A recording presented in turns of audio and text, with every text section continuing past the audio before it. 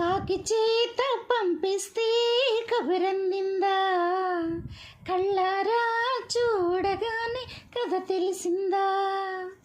కాకి చేత పంపిస్తే కబురందిందా, కళ్ళారా చూడగానే కథ తెలిసిందా. ఊరుతున్న ఊసుపోని